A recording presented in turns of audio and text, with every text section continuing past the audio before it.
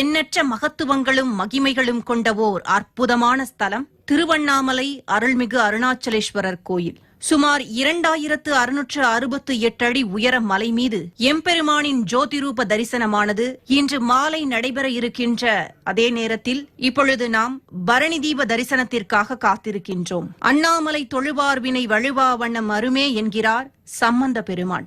ஆதியே அமரர் கோவே அணியனா மலை புலானே என்பார் அப்பரடிகள். அண்ணாமலையானை பாடுதுங்கான் அம்மானை என்பார் மாணிக்கவாசக பெருமான். அண்ணாமலை மேல் அணிமலையை ஆரா அன்பின் அடியவர்தம் கண்ணார் அமுதை என்பார் சேக்கிழார் அடிகள். கற்றார் தொழும் அருணாச்சலம் என்பர் வில்லிபுத்தூர் ஆழ்வார். ஞான தபோதனரை வா என்று அழைக்கும் மலை அண்ணாமலை என்பார் குருநமச்சிவாயர். இப்படி திருவண்ணாமலை பல புலவர்களாலும் ரிஷிகளாலும் ஞானிகளாலும் பாடல் பெற்ற மலை. தேவார பாடல் பெற்ற 274 சிவாலயங்களில் இது 233வது தேவார தலம் என்ற பெருமைக்கு உரியது. எம்பெருமானினுடைய பஞ்சபூத ஸ்தலங்களிலே காஞ்சிபுரம் ஸ்ரீ ஏகாம்பரேஸ்வரர் கோவில் நிலத்திற்குண்டான தலம், திருவானைக்காவல் ஸ்ரீ ஜம்புலிங்கேஸ்வரர் கோவில் நீருக்கான தலம், திருக்காலத்தி காலத்தியப்பர் கோவில் காற்றுக்கான ஸ்தலம், சிதம்பரம் நடராஜர் கோவில் ஆகாயத்திற்கான தலம். இன்று நாம் தரிசித்துக் கொண்டிருக்கும் திருவண்ணாமலை அருள்மிகு அண்ணாமலையார் கோவில் நெருப்புக்குண்டான ஸ்தலம். உலகத்தை எல்லாம் இயக்குகின்ற பரம்பொருள் ஒன்றே என்பதையும் இறைவன் ஒருவனே அவன் ஜோதிரூபனாய் விளங்குபவன் என்னும் தத்துவத்தின் விளக்கம்தான் இந்த திருவண்ணாமலை கார்த்திகை தீபம். உண்ணாமுலையாளோடும் உடனாகிய ஒருவன் பெண்ணாகிய பெருமான்மலை திருமாமணி திகழ மண்ணார்ந்தன அருவித்திரல் மழலை முழவதிரும் அண்ணாமலை தொழுவார்வினை வழுவா வண்ணம் அருமே என்கிறார் திருஞான சம்பந்தர். அதாவது உண்ணாமுலை என்னும் திருப்பெயருடைய உமையம்மையாரோடு உடனாக எழுந்தருளியவரும் தம்முடைய இழப்பாக முழுவதையும் தேவிக்கு அருளியவரும் சிவபிரானது மலையான திருவண்ணாமலையை தொழுவாரது வினைகள் தவறாது கெடும் என்பது வாக்கு. காசியிலே இறக்க முக்தி, திருவாரூரிலே பிறக்க முக்தி, சிதம்பரத்தை தரிசித்தால் முக்தி. ஆனால் திருவண்ணாமலையை நினைத்தாலே முக்தி தரும் மலை திருவண்ணாமலை என்கிறார்கள். காசியிலே இறப்பது எல்லோருக்கும் வாய்க்காது, திருவாரூரிலே பிறப்பது நம்முடைய செயல் அன்று, சிதம்பரத்திற்கு நேரிலே சென்று தரிசிப்பது என்பது எல்லோராலும் உடனே இயலாத ஒன்று. ஆனால் திருவண்ணாமலையை ஒரு முறையேனும் நினைப்பது யாவருக்கும் எளிதுதானே. நினைத்த இடத்தில் இருந்து திருவண்ணாமலையை நினைப்பது அவ்வளவு சுலபம். அப்படி திருவண்ணாமலையை நினைத்தாலே முக்தி என்கிறார்கள். திருவண்ணாமலை இறைவன் அருணாச்சலேஸ்வரரின் திருநாமத்தை ஒரே ஒரு முறை நினைத்தாலும் முக்தி அளிக்கும் சிறப்பை உடைய ஒரே தலம் இந்த திருவண்ணாமலை திருத்தலம். வடமொழியில் அருணம் என்றால் சிவப்பு, அசலம் என்றால் மலை, சிவந்த நெருப்பு வடிவில் தோன்றிய மலை என்பதால் அருணாச்சலம் என பெயர் பெற்றது. அண்ணாமலையானது கிருதயுகத்தில் அக்னி மலையாகவும், திரேதாயுகத்தில் மாணிக்க மலையாகவும், துவாபர யுகத்தில் பொன்மலையாகவும், கலியுகத்தில் கல்மலையாகவும் மாறி வந்துள்ளதாகவும் ஒரு கருத்து சொல்லப்படுகிறது. 6 ஆதார தலங்களில் திருவண்ணாமலை மணிப்பூரக தலமாக விளங்குகிறது. இங்கு மலையே இறைவனின் சொரூபம்.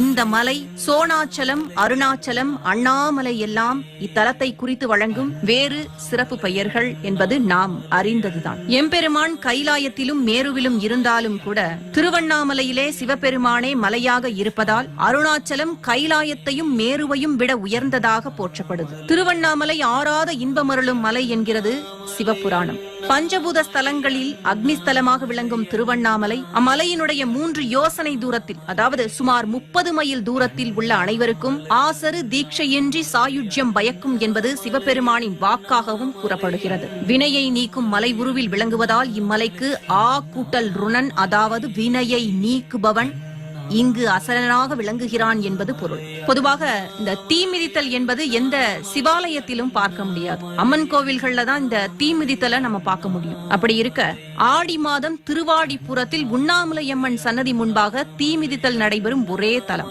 அம்மனுடைய கொண்ட கோபத்தை தணித்த திருவூடல் உற்சவம் நடைபெறும் தலம் இது. வல்லாள மகாராஜா என்பார் சிவபெருமான் மீது கொண்ட அதீத அன்பு காரணமாக அந்த வல்லாள மன்னனினுடைய நினைவு நாளில் அவன் இறப்பு பற்றிய செய்தி இறைவன் முன்பு படிக்கப்பட்டு கோயில் மூர்த்திகள் பள்ளிகொண்டாப்பட்டு என்ற ஊருக்கு எடுத்துச் செல்லப்பட்டு அங்கு மன்னனுக்கு திதி கொடுக்கும் நிகழ்வு நடைபெறும். இதில் என்ன விசேஷம் என்றால் ஆண்டவனே சிவபெருமானே வல்லாள மகாராஜாவுக்கு மகனாக இருந்து ஒரு மகன் தன் தந்தைக்கு செய்ய வேண்டிய இறுதி கடமைகளை இன்றும் செய்து வருகிறார் என்பது ஆச்சரியப்பட தகுந்த விஷயம். அண்ணாமலையாரினுடைய அன்பையும் கருணையையும் இதனை வைத்து நாம் எளிதில் புரிந்து கொள்ளலாம். ஆண்டுதோறும் வல்லாள மகாராஜாவுக்கு மாசி மாதத்தில் அண்ணாமலையார் திதி கொடுக்கும் நிகழ்வு மாசி மகம் அன்று தீர்த்தவாரி விழாவாக நடைபெறுகிறது. திருவண்ணாமலை ஜோதிக்கு நிகர் வேறு எதுவும் இல்லை எனலாம். திருக்கார்த்திகை தீபம் அண்ட சராசரங்களுக்குமே ஒளிவிளக்காக திருவண்ணாமலையிலே ஜோதி ஏற்றப்படுகிறது. திருவண்ணாமலை மகா தீபத்தை முன்னிட்டு பரணி தீபம் ஏற்றப்படும் நிகழ்ச்சி நடைபெற்று வருகிறது.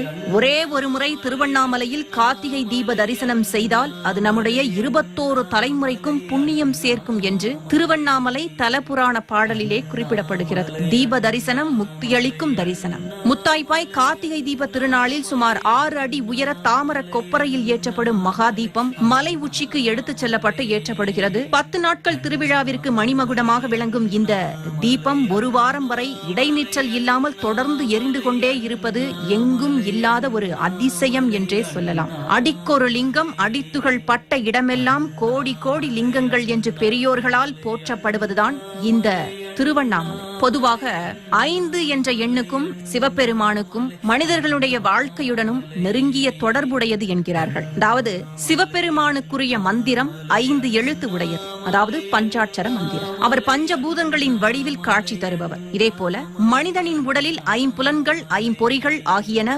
பஞ்சபூதங்களால் இயக்கப்படுபவை. சிவபெருமானே பஞ்சபூதமாகவும் உள்ளார் என்பதும் பஞ்சபூதங்களுமே சிவனுக்குள் அடக்கம் என்பதையும் உணர்த்துவதுதான் இந்த தத்துவம். இதனால்தான் சிவனை ஐமுக சிவன் என்கிறார்கள். ஈசானம், தத்புருஷம், அகோரம், வாமதேவம், சத்யோஜாதம் என்பன அந்த 5 முகங்கள். அதனால்தான் சிவபெருமானுக்கு ஐமுக சிவன் என்கிற பெயரும் உண்டாயிற்று. நிறங்கள் ஓர் 5 என்கிறார் மாணிக்கவாசகர். வடகிழக்கில் நடுவில் இருக்கும் ஈசானம் பளிங்கு அல்லது கண்ணாடி ஸ்படிகம் என்று கூறுவார்கள். கிழக்கு முகமான தத்புருஷம் பொன்னிறம் என்றும், தெற்கு முகமாகிய அகோரம் கருமை என்றும், வடக்கு முகமாகிய வாமதேவம் சிகப்பு என்றும், மேற்கு முகமான சத்யோஜாதம் வெண்மை என ஆதி சிவனுக்கு 5 நிறங்களும் திசைகளும் 5 என்று குறிப்பிடுகிறார். அதனால்தான் மாணிக்கவாசகர் நிறங்கள் ஓர் 5 என்கிறார். சிவபெருமானினுடைய 5 தாண்டவங்கள் அனைவரும் அறிந்ததே. அதாவது பிரபஞ்ச உற்பத்திக்காக அற்புத தாண்டவம், ஜீவர்களுக்கு இன்பமளிக்க ஆனந்த தாண்டவம், உயிர்களுக்கு அருள அனவரத தாண்டவம், ஜீவர்களுக்கு ஓய்வளிக்க பிரளய தாண்டவம், பிரம்மத்துடன் ஐக்கியமாதல் சங்கார தாண்டவம் என இந்த தாண்டவங்கள் 5ஆக பிரிக்கப்படுகிறது. அதே போல இந்த 5 தாண்டவங்களையும் சிவபெருமான் ஒவ்வொரு தலத்திலே ஆடி அருளி இருக்கிறார் பக்தர்களுக்காக. அப்படி தில்லை சிதம்பரம் கூடம் பேரூர் ஆனந்த தாண்டவம், திருவாரூர்ல அஜபா தாண்டவம், மதுரை திரு ஆலவாய் ஞான சுந்தர தாண்டவம், திருமுருகன் பூண்டி பிரம்ம தாண்டவம். நடராஜனுடைய 5 நடன சபைகள் உண்டு.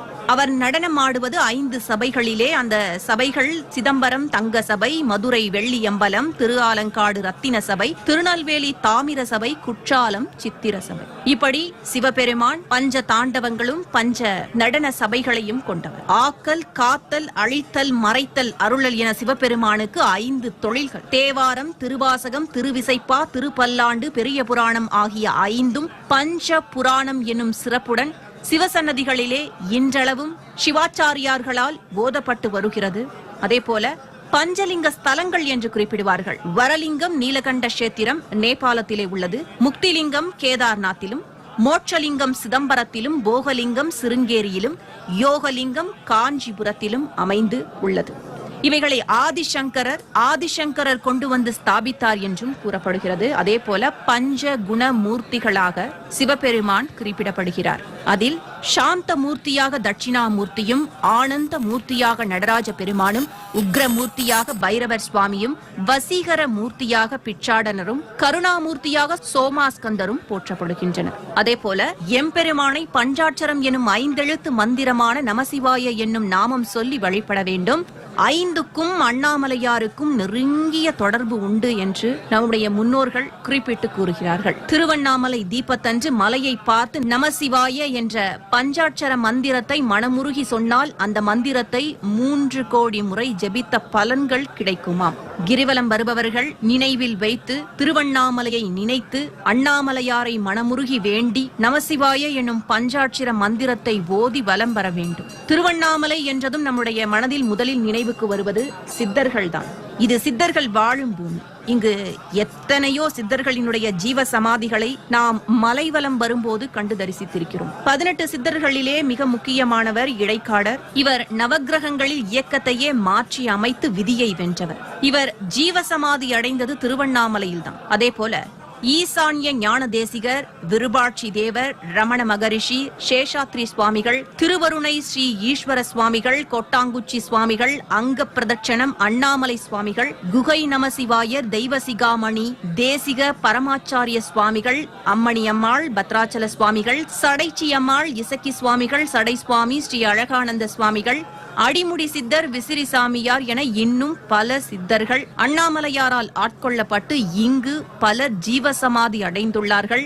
இன்னும் ஏராளமான சித்தர்கள் சூட்சுமமாக இங்கு வாழ்ந்து வருவதாகவும் கூறப்படுகிறது. இந்த மலையிலே பாதம் படவே மிகப்பெரிய புண்ணியம் நாமெல்லாம் செய்திருக்க வேண்டும்.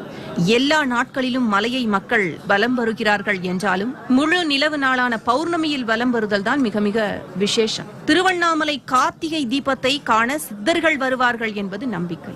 அதே போல கார்த்திகை தீப திருநாளில் சிவபெருமான் அக்னியிலே நடனமாடுவதாக ஐதீகம். அக்னி சொரூபன் அக்னியிலே அக்னி தாண்டவம் ஆடுவதாக நம்பப்படுகிறது. இந்த திரு நடனத்திற்கு முக்தி நடனம் என்று பெயர்.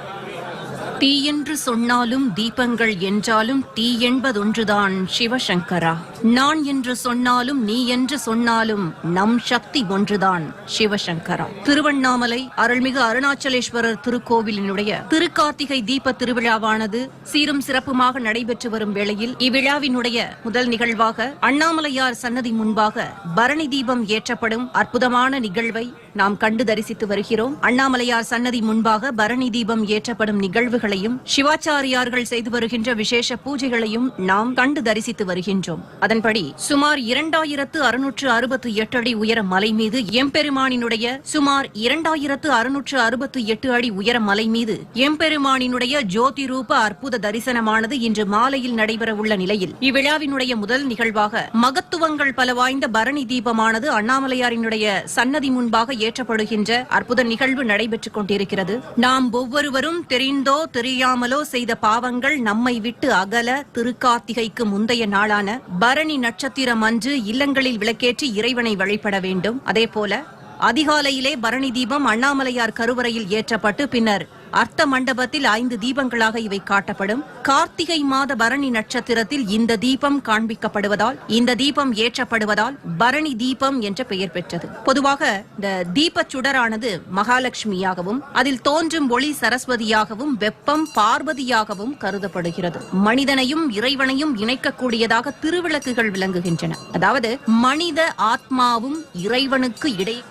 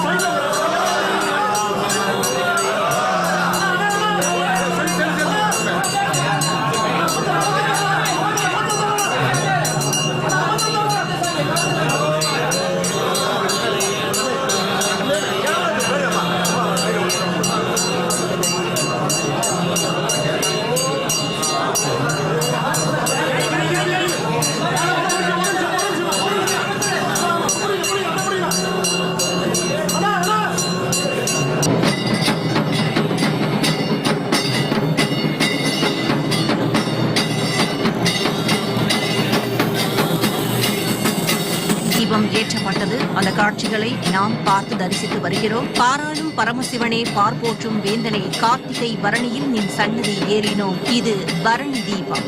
சுடரே விளக்காம் தூயாய் போற்றி, இடரை களையும் இயல்பினாய் போற்றி, ஏறிச் சுடராய் நின்ற இறைவி போற்றி, ஞானச் சுடர் விளக்காய் நின்றாய் போற்றி, அருமறை பொருளாம் ஆதி போற்றி, தூண்டு சுடரணைய ஜோதி போற்றி, ஜோதியே போற்றி, சுடரே போற்றி, போதும் உள்ளளி விளக்கே போற்றி, இருள் கெடுக்கும் இல்லக விளக்கே போற்றி, சொல்லக விளக்காம் ஜோதி போற்றி, பலர்கான் பற்பல விளக்கே போற்றி, நல்லக நமச்சிவாய விளக்கே போற்றி, உலப்பிலா ஒளிவளர் விளக்கே போற்றி, உணர்வு சூழ் கடந்ததோர் விளக்கே போற்றி, உடம்பெனும் மணையக விளக்கே போற்றி, உள்ளத்தகழி விளக்கு விளக்கே போற்றி, மடம்படு உணர் நெய் விளக்கே போற்றி, உயிரெனும் திரிமயக்கு விளக்கே போற்றி, இடம்படும் ஞான தீ விளக்கே போற்றி, நோக்குவார்க்கு எரிகொள் விளக்கே போற்றி, ஆதியாய் நடுவுமாகும் விளக்கே போற்றி, அளவிலா அளவாகும் ஜோதியே போற்றி, ஜோதியாய் உணர்வுமாகும் விளக்கே போற்றி, தில்லை பொது நடவிளக்கே போற்றி, கற்பனை கடந்த ஜோதியே போற்றி, கருணையே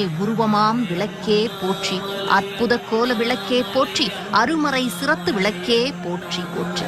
பரணி தீபம் ஏற்றப்பட்டுள்ளது. அந்த காட்சிகளை பார்த்து வருகின்றோம். அண்ணாமலையார் சன்னதியில் ஏகன் அநேகனாக மாறும் தத்துவத்தை விளக்கும் விதமாக கோவில் கருவறையில் இருந்து கொண்டுவரப்பட்ட தீபத்தினை கொண்டு 5 அகல் தீபங்களில் நெய் ஊற்றி வேத மந்திரங்கள் முழங்க பரணி தீபம் ஏற்றப்பட்டுள்ளது. அண்ணாமலையார் கருவறையில் ஏற்றப்பட்டுள்ள பரணி தீபத்தை சிவாச்சாரியார்கள் அடுத்ததாக கையிலே ஏந்தி திருக்கோவிலில் உள்ள அம்மன் சன்னதிக்கு கொண்டு சென்று தீபம் ஏற்றுவார்கள். இதனைத் தொடர்ந்து மற்ற சன்னதிகளுக்கு கொண்டு சென்று தீபத்தினை ஏற்றுவார்கள். அண்ணாமலையார் சன்னதியில் இருந்து கொண்டுவரப்பட்ட பரணி தீபத்தினை உண்ணாமுலையம்மன் சன்னதியில் ஏற்றுவதற்கு வைகுந்த வாசல் வழியாக கொண்டு வரப்படும். அதனைத் தொடர்ந்து மாலை 5:30 மணியளவில் கோவில் வளாகத்தில் பஞ்சமூர்த்திகளினுடைய திருக்காட்சி நடைபெறும். விநாயகர், முருகன், அண்ணாமலையார், உண்ணாமுலை அம்மனை தொடர்ந்து அர்த்தநாரீஸ்வரர் ஆனந்த கூத்தாடியபடி கோவிலை விட்டு வெளியே வந்து ஒரே ஒரு நிமிடம் இன்று மாலை காட்சி தருவார். இந்த அர்த்தநாரீஸ்வரர் காட்சி தந்ததும் மாலை சரியாக 6 மணிக்கு 2668 அடி உயரத்தில் மலை உச்சியில் திருவண்ணாமலையில் அருணாச்சலேஸ்வரர் கோயிலினுடைய கார்த்திகை தீப திருவிழாவினுடைய சிகர நிகழ்ச்சியாக மலை உச்சியிலேயே மகாதீபம் ஏற்றப்படும். அந்த காட்சிகளையும் நாம் தொடர்ந்து தரிசிக்க இருக்கின்றோம். வாழ்க்கையில் நாம் எத்தனை பிரச்சனைகளை எதிர்கொண்டாலும் நமது எண்ணம் மேல் நோக்கியே இருக்க வேண்டும் என்பதே இந்த தீப திருவிழா நமக்கு உணர்த்தும் வாழ்க்கை பாடம். கார்த்திகை தீப திருநாள் அன்று நம் வாழ்வில் ஒளியேற்றம் உண்டாக அனைவரும் ஜோதி வடிவான சிவபெருமானை வழிபட வேண்டியது அவசியமானதாகும். அதோடு கார்த்திகை திருநாள் அன்று வீடுகள் தோறும் விளக்கேற்றி வைத்து ஒளியை போற்றி சிவபெருமானை நினைத்து வழிபட வேண்டும். இந்த கார்த்திகை தீப வழிபாட்டை திருக்கார்த்திகை தீப பெருவிழா என்கிறது சங்க இலக்கியங்கள். விளக்கினை ஏற்றி வெளியை அறிமின் விளக்கினின் முன்னே வேதனை மாறும் என்பது திருமூலரினுடைய அருள்வாக்கு. தமசோமா ஜோதிர்கமய, அதாவது இருளில் இருந்து எம்மை ஒளிக்கு இட்டுச்சல் என்பது பழம்பெரும் இலக்கியமான வேதத்தினுடைய பிரார்த்தனை. தீபமங்கள ஜோதி நமோ நம என்று அருணகிரியார் தீபத்தை போற்றி பாடுகிறார். அண்ணாமலைக்கு அரோகரா என விண்ணதிர முழக்கமிடுவோம். இந்த உடம்பு நான் என்னும் எண்ணத்தை அழித்து உள்முகத்தால் அத்வைத ஆன்ம ஜோதியை காண்பதுதான் இந்த தீப தரிசனம் என்கிறார் ரமண மகரிஷி. தீப தரிசனம் பிறவி பிணியை அறுக்க வல்லது. ஏகன் அநேகனாகி அநேகன் ஏகனாகுதல் தத்துவத்தின்படி இன்றைய தினம் பரணி தீபத்தை கண்டு தரிசித்து வருகிறோம். பரம்பொருளான சிவனே பல வடிவங்களாக அருள்கிறார் என்பதனுடைய தத்துவத்தின் அடிப்படையிலேயே இந்த பரணி தீபமானது தற்போது ஏற்றப்பட்டு அதனை நாம் வழிபாடு செய்து வருகிறோம். பூவினு கருங்கலம் பொங்கு தாமரை, ஆவினு கருங்கலம் அறநெஞ்சாடுதல், கோவினு கருங்கலம் கோட்டம் இல்லது, நாவினு கருங்கலம் நமச்சிவாயவே என்கிறார் திருநாவுக்கரசர். நம்மை காக்கும் மகா மந்திரம் எது என்றால் அது நமசிவாய. காதலாகி கசிந்து கண்ணீர் மல்கி ஓதுவார் தமை நன்னெறி குய்ப்பது வேதம் நான்கினும் மெய்ப்பொருளாவது நாதன் நாமமே நமசிவாயமே. மந்திரங்கள் பல இருந்தாலும் அவற்றில் தலையாயது பஞ்சாட்சர மந்திரம் என்பார்கள். நமசிவாய. சிவ சிவ என உருகி வேண்டினால் சிவகதி கிடைக்குமாம். அதனால்தான் சிவ சிவ என்கிறார் தீவினையாளர், சிவ சிவ என்றிட தீவினை மாளும், சிவ சிவ என்றிட தேவரும் ஆவர், சிவ சிவ என்ன சிவகதிதானே என்கிறார் திருமூலர். சிவ சிவ மந்திரத்தை தினமும் ஜெபிப்பவர் சிவனும் தானும் பிரிவில்லாத நிலையான மேலான பேரின்பத்தை பெற்று விரைவில் உன்னத முக்தி நிலை பெறுவார்களாம். சிவாய நம என சிந்தித்து இருந்தால் அபாயம் ஒரு நாளும் இல்லை ஐயனே. சிந்தித்திருங்கள் நாதன் நாமமான நமச்சிவாயத்தை. ஓம் நம சிவாய. அருணாச்சல சிவ என்று உச்சரித்து சிவனாரை மனதார வேண்டிக் கொள்ளுங்கள். ஜோதி பிழம்பாய் இறைவன் அடிமுடி காண முடியாத அப்பனாய் மலை உச்சியில் இன்றைய தினம் எழுந்தருளி அருள் பாலிக்க உள்ளார். மலையே நமச்சிவாயம்